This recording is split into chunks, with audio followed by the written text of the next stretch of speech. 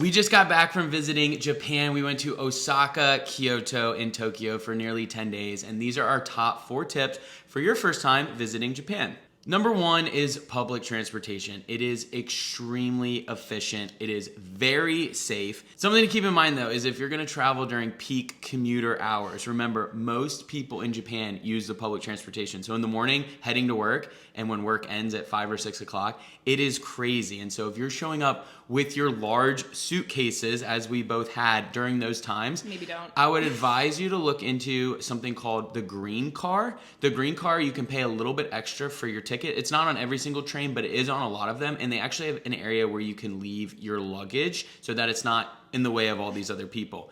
That being said, the culture there is extremely respectful. No one is upset at you for having your luggage on board, but it just is very quiet. No one's eating, there's no food allowed, there's no music, and it's just totally different from any other public transportation that I have ever been on. Tip number 2, Japan tourism is really on the rise, and that means a lot of people, and it gets very busy at the big attractions. So like the bamboo groves and some of the temples are going to get really, really crazy late morning. Our tip is if you want to get some good pictures without people in the background or just not be swamped with crowds, get there early, like 7 a.m. early. Tip number 3 is how you can save some money while you are out there. We love transferring our Chase credit card points over to Hyatt hotels. The value that you can get out there is incredible. Japan has so many Hyatt hotels, it blew our mind. Every city that we went to, Osaka, Kyoto, Tokyo, we stayed in 2 different ones in Tokyo, and we were getting 3 to 4 cents per point in value out there. So I highly recommend, if you don't already have a Chase travel credit card,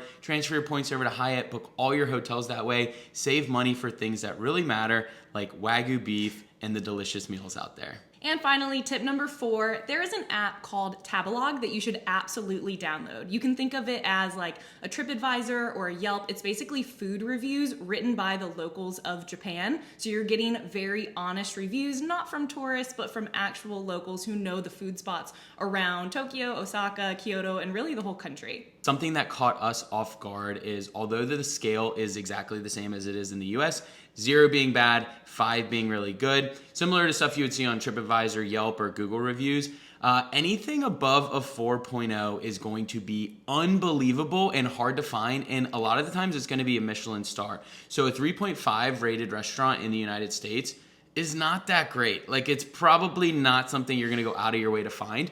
Now, a 3.5 on Tabelog in Japan is actually a very good review. Really good. We absolutely love Japan. We will definitely be returning in hopefully the very near future. It's one of the coolest places that we've ever been to. I hope these tips are helpful for y'all, and we appreciate all the support.